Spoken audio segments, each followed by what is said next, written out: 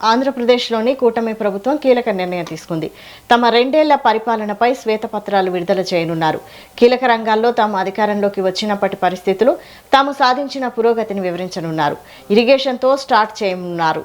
మంత్రి నిమ్మల రామానాయుడు తొలి శ్వేతపత్రం విడుదల చేస్తారు.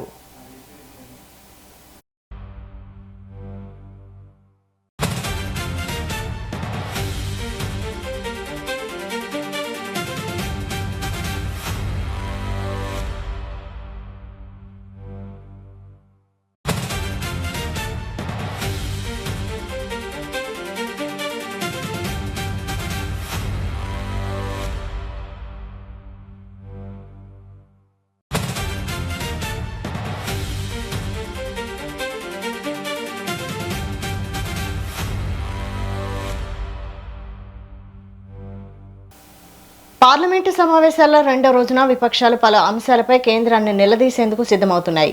ఢిల్లీలో విద్యార్థుల ఆందోళన, లాఠీచార్జ్ ఘటనపై కేంద్రంపై విమర్శలు చేస్తున్న ప్రతిపక్షాలు ఈ అంశాన్ని పార్లమెంటులో ప్రస్తావించే అవకాశం ఉంది. నీట్ పేపర్ లీకేజ్ వ్యవహారంలో కేంద్ర మంత్రి ధర్మేంద్ర ప్రధాన్ రాజీనామా చేయాలని విద్యార్థులు డిమాండ్ చేస్తున్నారు. మరోవైపు సీజేపీ ఆందోళనలు, జేపీ నడ్డాకు ఇచ్చిన డిమాండ్లపై కేంద్రం ఎలాంటి నిర్ణయం తీసుకుంటుందన్నది ఆసక్తిగా మారింది. పార్లమెంటులో విపక్షాల వ్యూహం, కేంద్రం స్పందనపై ఉత్కంఠ నెలకొంది.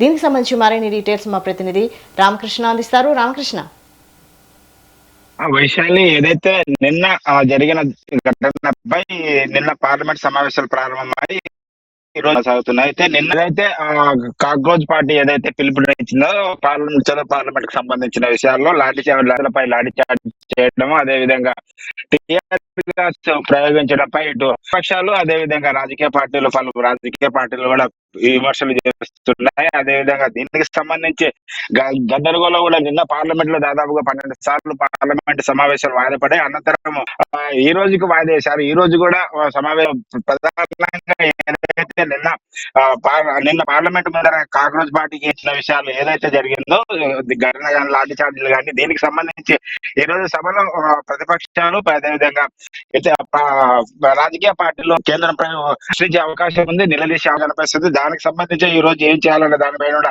ఆలోచన చేస్తుంది. అయితే నిన్న ఏదైతే పార్లమెంట్ ముందర జరిగిన లాఠీ చార్జీకి సంబంధించి వాళ్ళైతే ఏదైతే డిమాండ్ చేస్తున్నారో, కాంగ్రెస్ పార్టీ ఏదైతే డిమాండ్ చేస్తున్న నిన్న జేపీ నడ్డాను కలవడం, అదేవిధంగా అమిత్ షాను కూడా వాళ్ళు సమావేశం అనంతరం వాళ్ళు కొన్ని డిమాండ్లను జేపీ నడ్డా ముందర కొన్ని డిమాండ్లు కూడా పెట్టారు. ప్రధానంగా ఏదైతే ధర్మేంద్ర ప్రధాన్ విద్యాశాఖ మంత్రిగా ఉన్న ధర్మేంద్ర ప్రధాన్ రాజీనామా చేయాలి. అదేవిధంగా ఎవరైతే విద్యార్థులు చనిపోయారో విద్యార్థులు వారికి ₹1 కోటి నష్టపరిహారం చెల్లించాలి. ఏదైతే కాంగ్రెస్ పార్టీకి మద్దతుగా సోనం వాంగ్చుక్ ఏదైతే అమరనిరాహార దీక్షలో ఆయన భగ్నం చేశారు. ఆయన వెంటనే వెనుగడ ప్రధానంగా ఈ 3 డిమాండ్లు జేపీ నడ్డా ముందు ఉంచారు. అనంతరం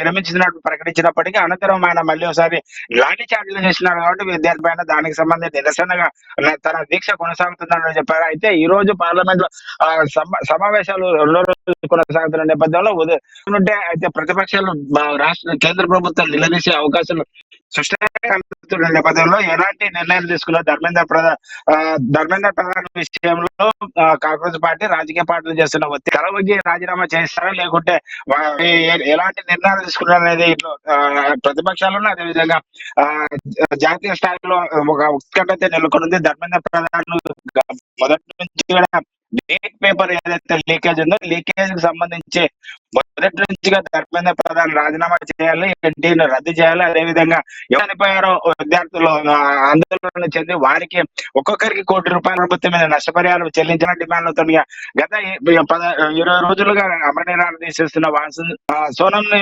అరెస్ట్ చేయడము, అదేవిధంగా దానికి సంబంధించి ఎవరైతే పార్లమెంట్ ముట్టడికి ప్రధాన గేటు ముందు యువత పెద్ద ఎత్తున తరలి రావడం, లాఠీ చార్జీలు క్లాస్ ప్రయోగించడంతో గందరగోళం ఏర్పడింది. దానికి సంబంధించి ఉద్రిక్త పరిస్థితుల మీద నిన్న పార్లమెంట్ సమావేశాలు బయటపడ్డాయి. ఈ రోజు కూడా మరి సమావేశాలు ఏ విధంగా ప్రతిపక్షాలు, అదేవిధంగా ప్రతిపక్షాలకు కేంద్ర ప్రభుత్వం కనిపిస్తుందా, లేకుంటే ధర్మేంద్ర ప్రధాన్ తో రాజీనామా ప్రస్తుతం అయితే ఉత్కంఠ నెలకొంది. దానికి సంబంధించి పార్లమెంట్ సమావేశాలు ప్రారంభమైన తర్వాత మారుతుందనే అవకాశం అయితే కనపడుతుంది. వైశాలి. Thank you Ramakrishna.